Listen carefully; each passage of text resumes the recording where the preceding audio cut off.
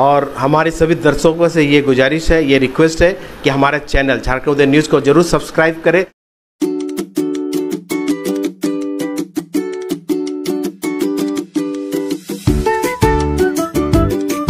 राष्ट्रीय स्तर पर निकाली जा रही है। ये भारत में लगभग 22 राज्यों से ये इसका गुजरना है। इसी सिलसिले में ये झारखंड में 8 से 12 दिसंबर के बीच में रहेगी। 28 सितंबर यानी भगत सिंह की जयंती के अवसर पर ये इसकी शुरुआत हुई थी और ये 30 जनवरी 2024 को महात्मा गांधी के शहादत दिवस पर इसका समापन दिल्ली में होगा। इस बीच में अभी तक ये यात्रा राजस्थान, कर्नाटक, उड़ीसा, उत्तर प्रदेश, बिहार, उत्तराखंड, पंजाब, इन सभी राज्यों से होकर गुजर चुकी है। और इसी क्रम में अभी इसको दिसंबर में परसों यानी कि 8 तारीख को ये घाटशिला से लेकर के जमशेदपुर तक चलेगी। और 7 तारीख को जो है 7 दिसंबर जो है यानी कि कल, तो इसका कल यहाँ पे उद्घाटन होना है गौरीकुंड में शाम 4 बजे। इसमें बहुत झारखंड के और झारखंड से बाहर के भी बहुत जाने माने लोक कलाकार, लेखक और बुद्धिजीवी, छात्र, यानी कि हर क्षेत्र से जुड़े हुए जो प्रमुख हस्तियां हैं, फिल्मकार, ये सारे लोग इसमें शामिल हो रहे हैं। जिनमें प्रमुख नाम आप देखेंगे तो मधु मंसूरी जी हैं जो पटना के लोक गायक हैं। बहुत बड़े फिल्मकार जो डॉक्यूमेंट्री बनाते हैं, बिजू टोपो हैं इसमें।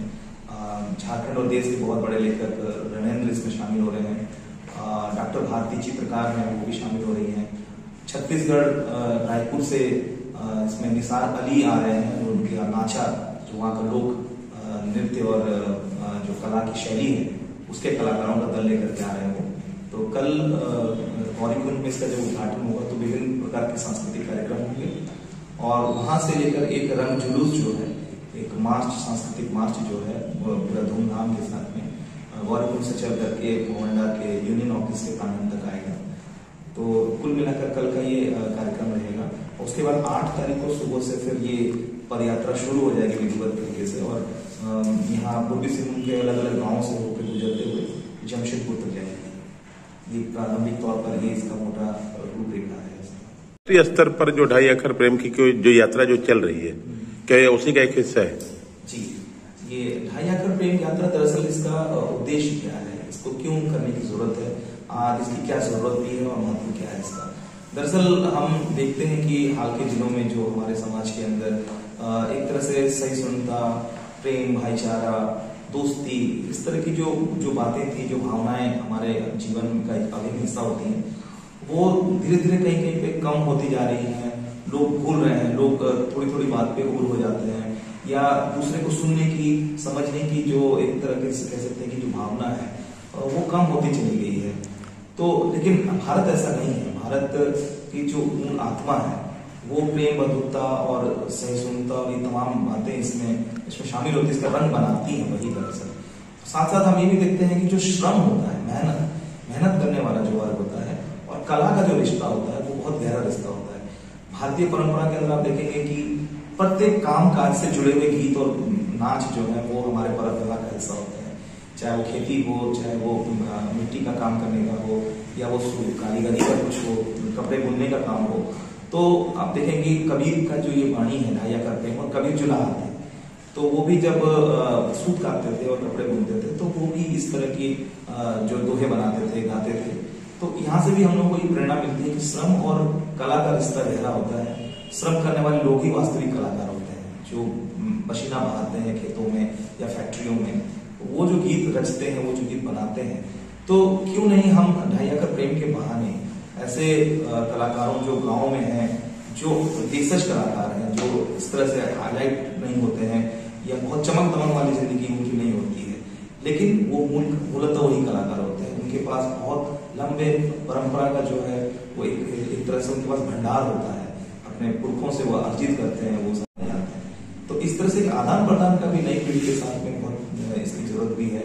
प्रेम भाईचारे के संदेश लेकर के उस भावना को बढ़ाते हुए, उसको प्रचार करते हुए हम जब गाँव से गुजरेंगे तो उसमें ये रहेगा कि हम जब आपसे मिलने आए हैं, हम आपको जानना समझना चाहते हैं, आप हमको देखते हैं, हम आपको देखते हैं।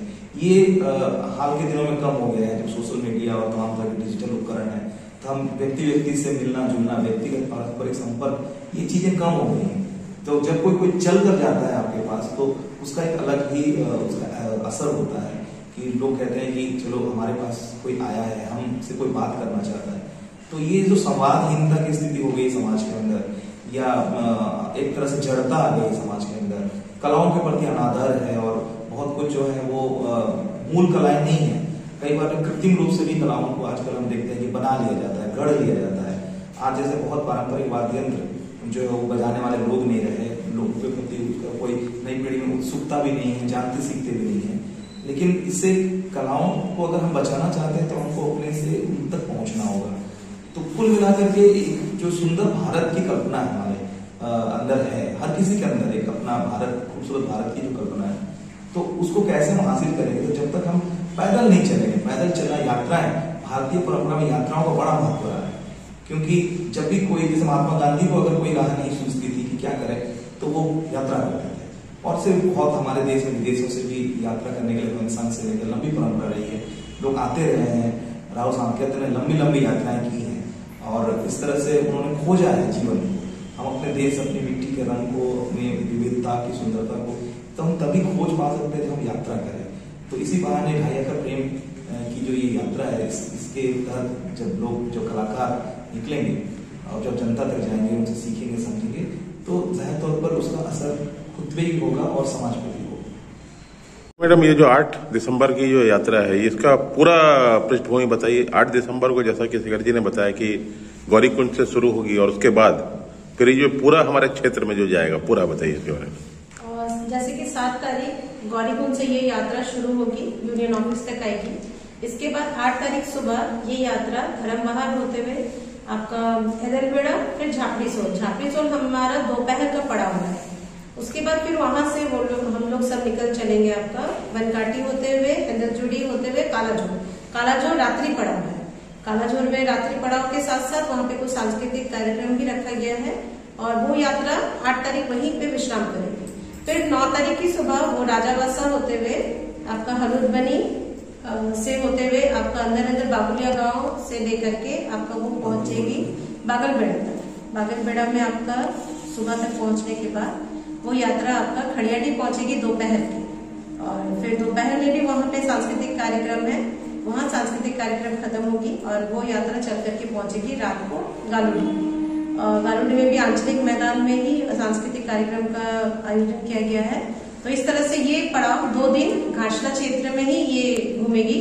फिर आपका 10 तारीख की सुबह ये यात्रा बैरेज क्रॉस करके भाटिन तक पहुंच जाएगी। इसके बाद का जो अगला पड़ाव है वो 11 नरवा होते हुए ये आपका गोविंदपुर, मुर्गागुट होते हुए ये गोविंदपुर पहुंचेगी और आखिरी दिन 12 तारीख ये आपका गोलमोड़ी तक में खत्म हो जाएगी।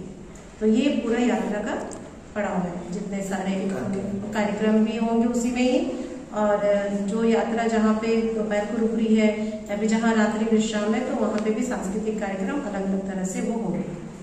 तो ये एक बहुत बड़ा कार्यक्रम है। इसके लिए इप्टा और प्रगतिशील लेखक संघ, चूंकि आप लोग दोनों से जुड़े हैं, तो क्या तैयारी इसके लिए है? इसमें सिर्फ न केवल इप्टा और प्रगतिशील लेखक संघ है, बल्कि घाटशिला के हर एक सांस्कृतिक दल से सहायता ली गई है, क्योंकि ये सांस्कृतिक यात्रा है और हमारा लक्ष्य है कि हम लोग सारे जो सांस्कृतिक दल है सबसे हम लोग मिलकर के ये यात्रा को सफल बनाएं। चूंकि ये रंग जुलूस भी है, तो इसमें घाटशिला के जो छोटे बड़े जितने सारे सांस्कृतिक दल हैं, चाहे वो गौरीकुंड उन्नयन समिति हो, इवनिंग क्लब हो, विभूति मंच हो, सारे इसमें भागीदार हैं और सब इसमें सपोर्ट कर रहे हैं हम लोग को। और इसके बाद जब आगे जाएंगे तो मनोरंजन दा का जो झूमर दल है वो खास करके हमारे साथ ही चलेगा वो, और इसके साथ साथ नरवा से भी जो सांस्कृतिक दल है, राम मार्डी का दल है, वो भी साथ में हमारे रहेगा। साथ में पथ भी है हमारे साथ, तो यहाँ से निजाम जी है साथ में। तो यहाँ से सिर्फ जमशेदपुर तक जितने सारे सांस्कृतिक दल है हमने कोशिश किया सबको बुलाने का और सबको साथ में लेकर के चलने का। शेखर जी, फिर से एक बात जानना चाहेंगे कि आखिर घाटशिला या फिर पूर्वी सिंहभूम जिले को ही चुना गया इस यात्रा के लिए, इसका क्या खास कारण है? हाँ, पूर्वी सिंहभूम जिले को चुना जाने का सबसे बड़ा कारण ये था कि झारखंड के अंदर जो बिहार अविभाजित बिहार था और अब भी। तो जो हम इसको कहते हैं कि आदिवासी क्षेत्र संथाल परगना या मूल रंग जिसको हम कहेंगे आदिवासी क्षेत्र का, तो वो पूर्वी सिंहभूम जिले में है। पूर्वी सिंहभूम, पश्चिम सिंहभूम इस तरफ के जिलों में ये अधिकतर दिखाई देता है। और 2.5 एकड़ प्रेम यात्रा जब हुई तो ये था कि जिस राज्य में हम जाएं वहां की जो कला संस्कृति का जो सबसे मूल तत्व है उसको फोकस किया जाए। तो अगर हम ये सोचा गया राज्य के लीडरशिप के द्वारा कि अगर इसको कहीं और करते हैं झारखंड के अंदर, तो उसमें झारखंड का प्रतिनिधित्व करने वाला नहीं, यानी कि मूल आदिवासियत यहाँ पे है।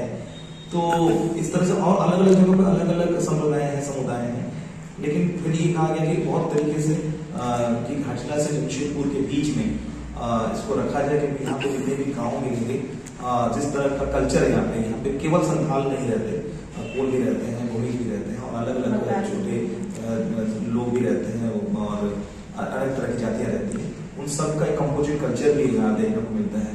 तो ये बहुत अच्छा रहेगा कि हम इसको इस एरिया में करेंगे, इस क्षेत्र में करेंगे। तो कुल जमानी तो दूसरी बड़ी बात थी कि यहाँ विभूतिभूषण बंदोपाध्याय का घर है, तो ये बहुत उपयुक्त माना गया कि एक बड़े साहित्यकार के जगह से ही इसकी शुरुआत हो किसी भी प्रकार से। तो कुल मिलाकर के तय यही पाया गया कि घाटशिला से शुरू किया जाए। कन्हैया जी, जनजातीय क्षेत्र से होकर ये आखिर ये यात्रा गुजरेगी, क्या कहना चाहते हैं मौके पर? बहुत अच्छी, बहुत खुशी की बात है। जनजाति से एक शहरी क्षेत्र से जो इक्का नहीं जानते थे या प्रगतिशील लेखक संघ को नहीं जानते थे गांव देहात में, तो उन लोग को एक नया मैसेज मिलेगा। क्या है ये 2.5 एकड़ प्रेम की यात्रा, क्या है मकसद, क्या है उसके साथ सांस्कृतिक जो दल जा रहा है, उन लोग भी अपना सांस्कृतिक नाच गाना नाटक थिएटर कोई भी हो दिखाते जाएगा।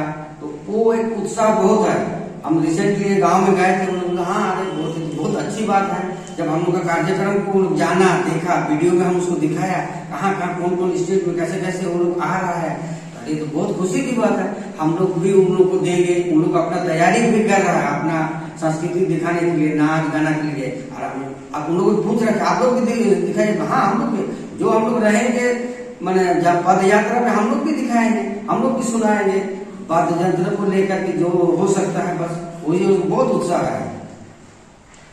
कल्पना मैडम, एक पंचायत प्रतिनिधि के रूप में आपकी मौजूदगी रहेगी इस यात्रा में, क्या कहना चाहते हैं? ये जो अभी शेखर जी जो बोले हैं, पूर्वी सिंहभूम में एक यादगार यात्रा होगा और यहाँ के जितना हम लोगों के समाज के संथाल समाज के लोग हैं उनके बीच एक मैसेज जाएगा, प्रेम भावना जाएगी। और बहुत अच्छा ये पहल है और हम लोग को चाहेंगे कि इस पहल को और भी, ये तो शुरुआत है, इस पहल ऐसी पहल बार होना चाहिए ताकि हम लोग पूर्वी सिंहभूम के जितने भी जाति हैं, जितने भी समाज के लोग हैं, इसमें एक प्रेम भावना पैदा हो।